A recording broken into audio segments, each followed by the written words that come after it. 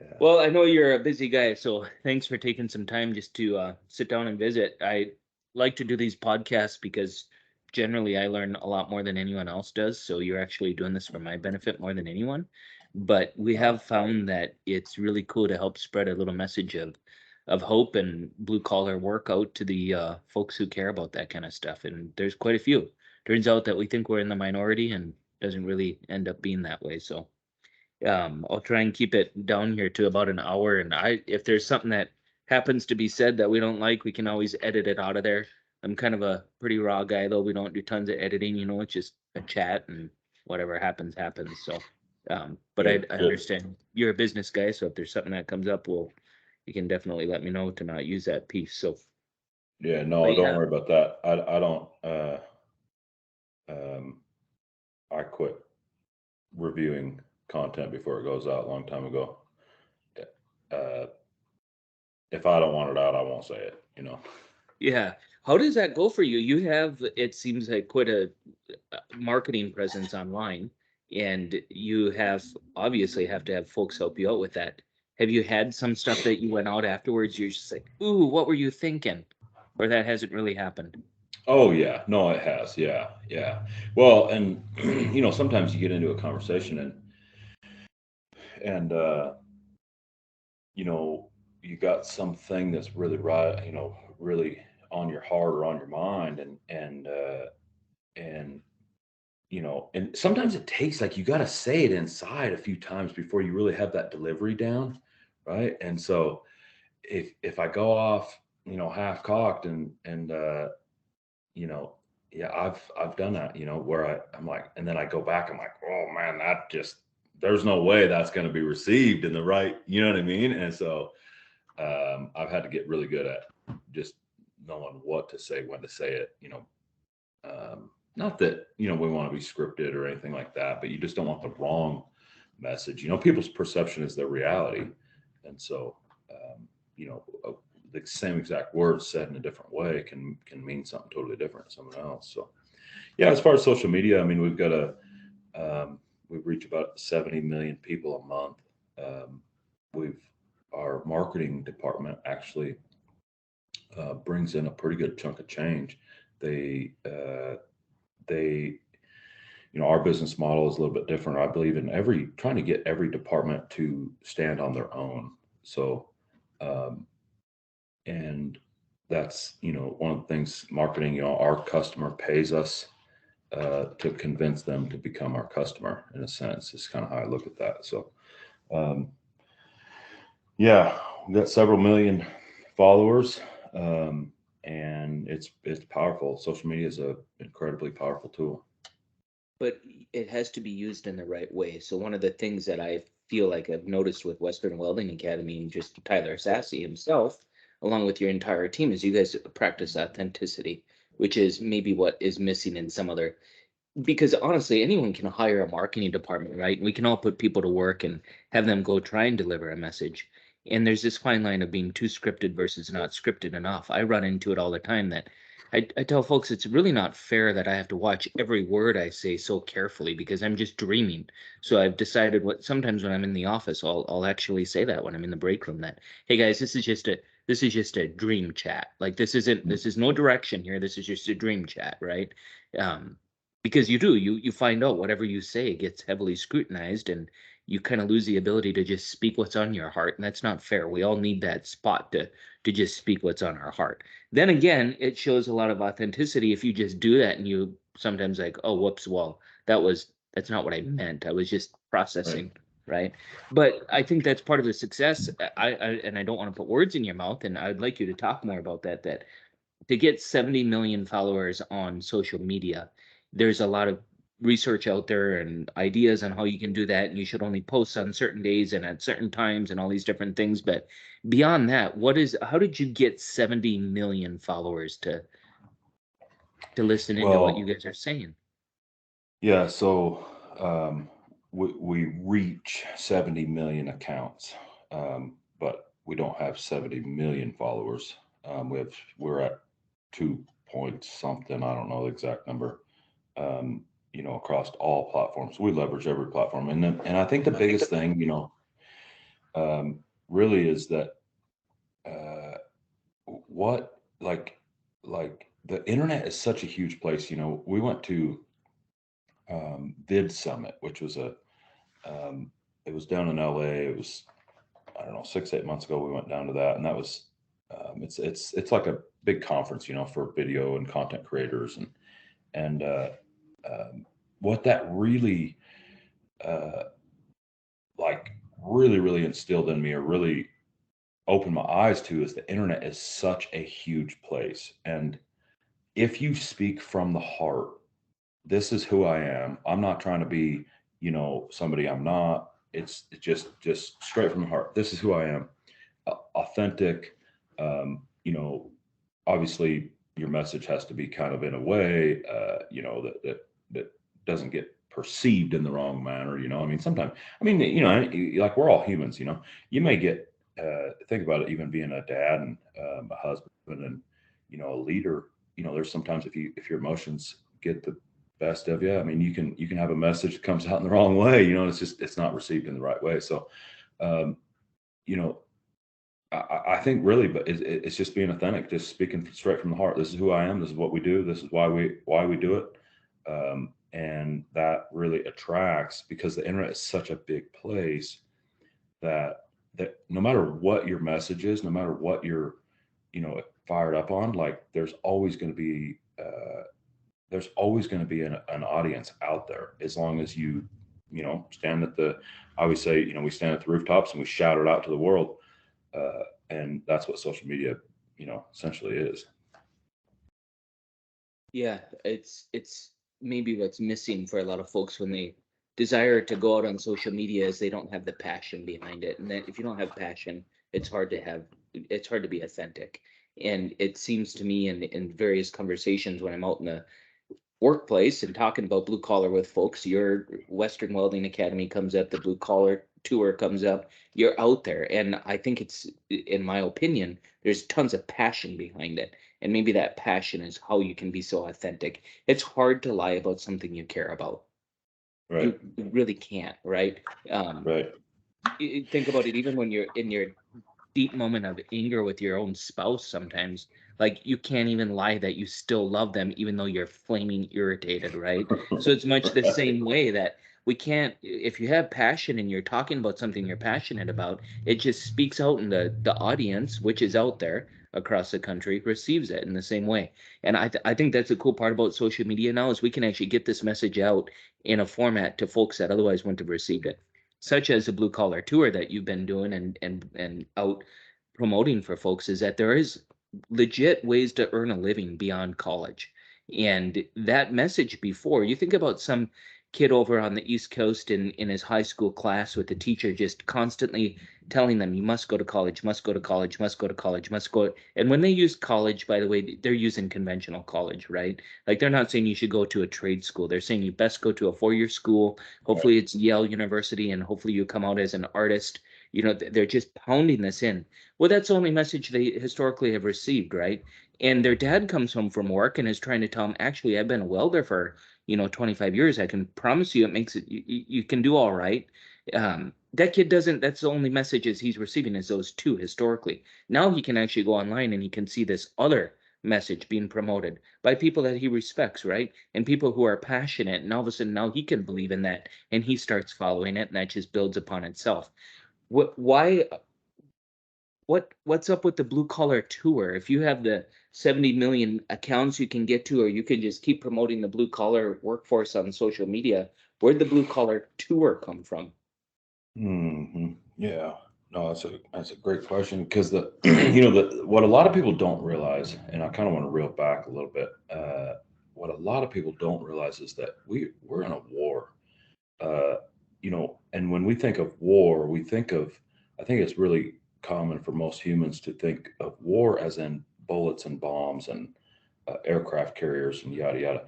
But the reality of it is that anytime a war goes hot, and you put troops on the ground somewhere or whatever, that's a formality. Wars are fought economically. Everything everything comes back to economics, and uh, really, when you break economics down, it just simply comes down to the workforce. Because you think about building anything, it doesn't matter what you're building or what you're creating or what you're doing. It takes three types of assets, right? You got to have physical assets, which are buildings and vehicles and equipment, and then you've got to have financial assets. You've got to have cash and banking and whatever. But then the most important is these human assets, because they control the financial and the physical. And so I think that's what escapes a lot of people, is they don't value the people enough. The people control everything. And so when you really look from an economic model, it doesn't matter. After the Industrial Revolution, uh, when the world really industrialized, it all the other minutia is just a bunch of, it doesn't matter. It only matters about the workforce, and how strong your workforce is.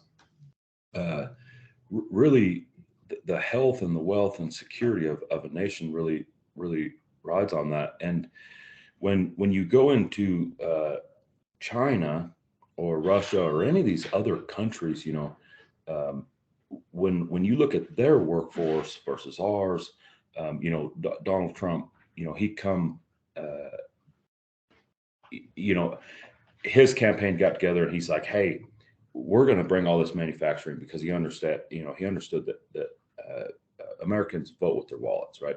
We're going to bring all this manufacturing because we want all these jobs back. But the reality of it is uh, when you look at the resources and the demographics of the world's supply chain, the ages of these different countries are getting so much older that it's inevitable that because of advancements, in medical, uh, people are living longer, and so there's less working people in the global supply chain. The global supply chain is dying, and it's going to come back to America. So, you know, I mean, whatever Trump's message was, oh, we got to, let's bring it back because we want the jobs. The simple hard fact is those manufacturing plants and that supply chain is coming back to America no matter what, whether you want it or not. It's either that or die and starve, and like that's not an option, right? So when we look at some of these other big countries of the world, we're in a cold economic war with them, because everybody, this isn't a secret. You can find rich and famous and powerful people talking about this demographic issue, because of people who didn't have kids anymore, and so there's just less and less people, and then people are living older, and so this isn't a secret. It's not a surprise. We work with the DoD and the Pentagon. I mean, America's workforce is one of the biggest national security issues that they're facing right now. So really, when it comes back to, you know, when I look at the whole picture, I very clearly understand that we're in an economic war with some of these other countries. And when a kid leaves high school, he goes and he gets a college degree, he racks up 40, 50, $60,000 in debt, right? And then he joins, he realizes that, oh, I guess I don't want to be a PE teacher because they make $28,000 a year, and that's below the poverty. But now I've got this $50,000 of debt. Now what can I do? Well, I can go be a plumber. I can go be an electrician. I can go be a welder. But now when I go into that trade, uh, I have this debt, this burden. So if the starting wage is $16 an hour, $18 an hour, because that's what if that's what the industry will bear, right? I mean, nothing about plumbing, so we're going to make you a plumber. So we got to pay you a little lower until you learn, right? I mean, that's a whole apprenticeship model. Uh, Now, but when I go there, if I've got all this debt, I can't work for $16 an hour because I got to make this debt payment, right? So now, and if it was just one person, right, it's survival of the fittest, right? The system would take care of that, but it's not. It's all of them. So now the starting wage is $22 an hour, $25 an hour, because we've got this debt burden. So from a barrier to entry perspective, you look at the whole society. Uh, Now, who pays that burden? Who pays that debt for that kid that went to college, racked up 50, 60 grand to be a PE teacher?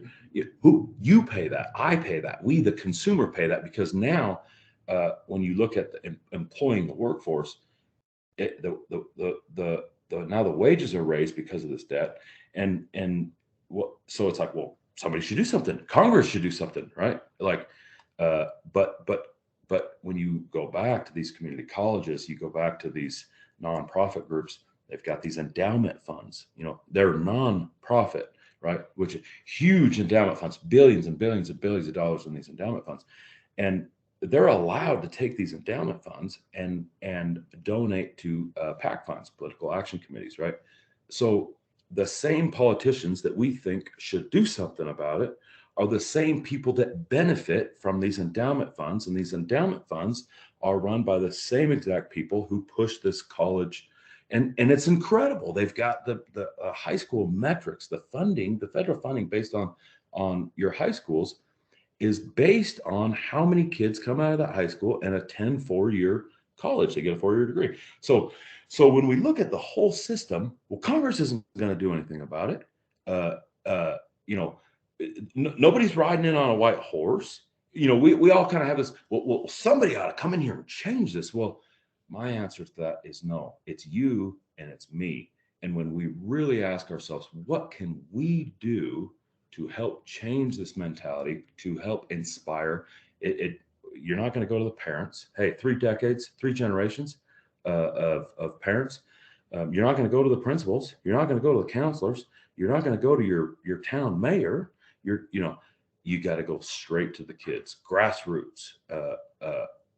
And you talk to some of these older people and they say, they're just like, oh man, I don't know, they're screwed. This generation, they're just a bunch of idiots. They're lazy. They're not. I'm here to tell you, we coast to coast. We visit with thousands and thousands of high school kids.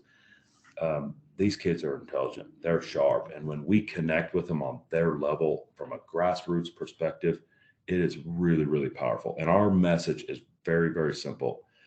Forget college debt, join a trade. Uh, you know, they're miles ahead. And so that's how we coined this blue collar tour. Western Welding Academy, from a welding perspective, the school runs 3 8-hour shifts. It runs 24 hours a day, 5 days a week. We have an average of 300 people applying to come into our welding school. That's enough. We got, there's a line. We got plenty now, but we have this voice, this power. Like, what can we do to help our tribe, our country, our nation fight this economic war and really help change its hearts and minds, right? Really help change the perspective about going to college and what it means to be blue collar. And uh, that's where the blue collar tour came about. I guess that's a long way to answer that. So. But there's so much to unpack within there, so it's awesome, Tyler. And I just commend you, I think, on behalf of a lot of people, that you're out there doing that piece, because a lot of us, you already said it, we'll talk about it, but it's hard to act upon it. And the question, that, boy, you're connecting with thousands of kids doing this. Are you do you feel like you're introducing a new message, or are you just more bringing it to life within them that's already there? Like, are kids already, these kids that are in high school, have they already recognized that there's something is off when their mom and dads are talking about college debt and the news media is throwing a fit about it, and you're just like inspiring that thought that they already have in the back of the mind, or are you introducing a whole new concept? A little bit of both. So when we really broke down, really like, because it's a rabbit hole. How do you get this thing started, right? And so I said we have to glorify the working man. We all know who Jesse James is, or Michael Jordan is, or we have these people in our life that we kind of glorify. We put on a pedestal.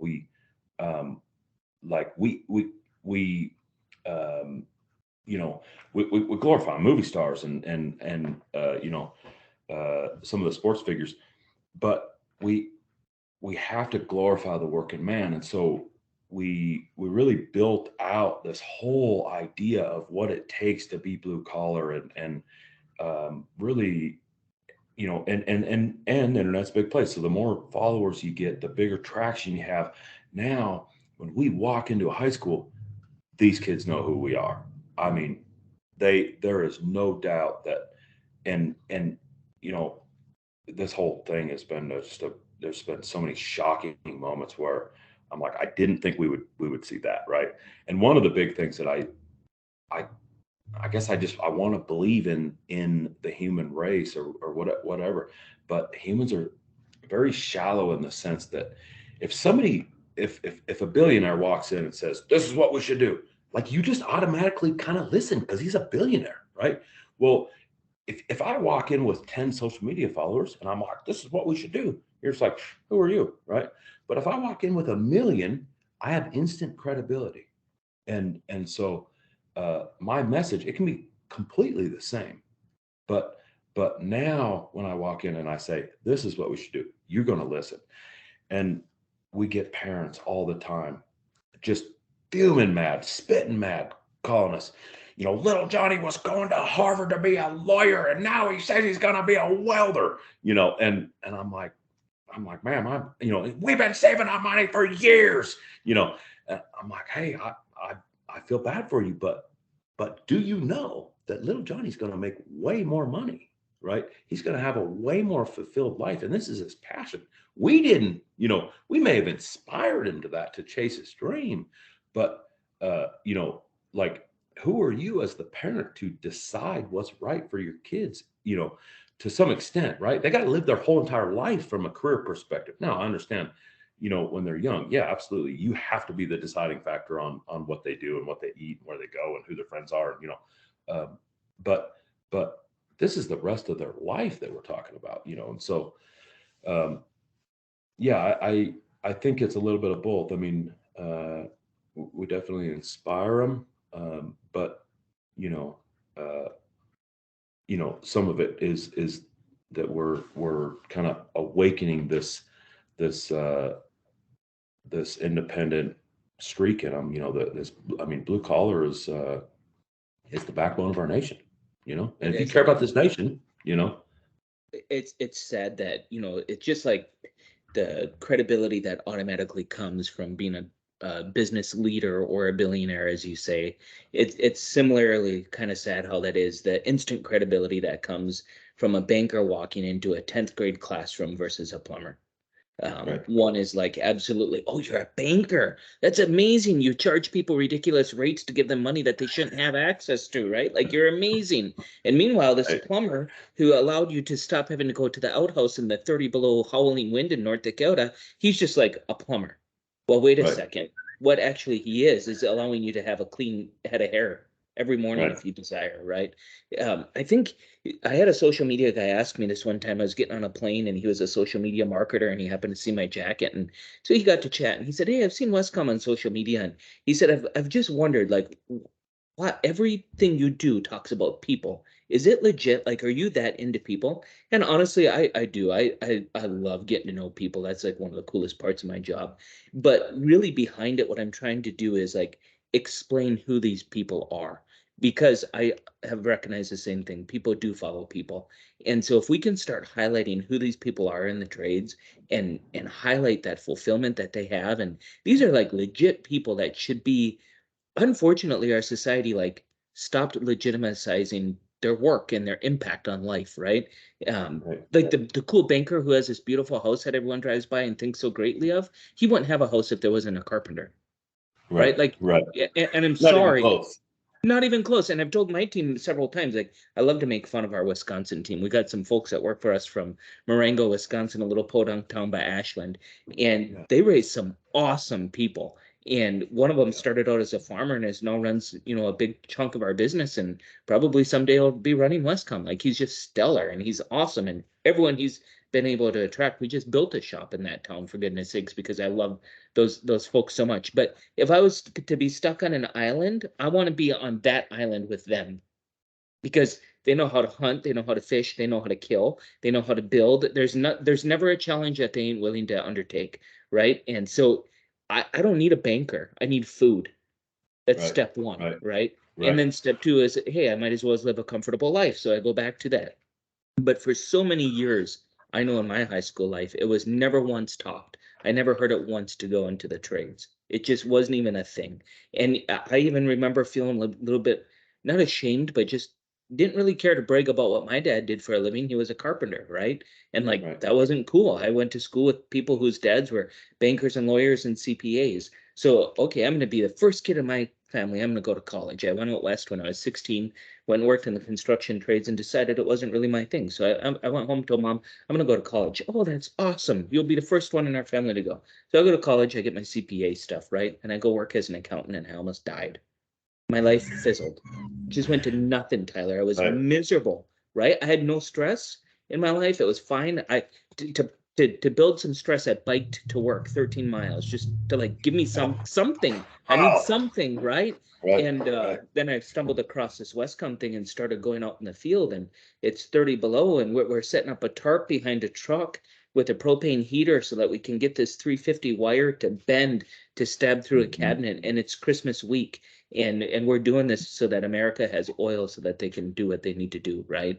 And in that moment, I just realized when I was out working with those guys in the trenches that these are like some really, really, really bad people. Like these people are awesome people. Yes. And Yes. and then you start expanding your horizon and you're like, it's actually every single person in the blue collar world. It's not just the Yeah. people that are within Westcom or just within Western Welding Academy. This is a common thread. These people, they hunt, they fish, they take care of their families, they want to be home for dinner. They're on life, they're right on point. And so it's like, for me, just super easy. Snap a picture of them in the trench and just highlight that that's actually a cool thing.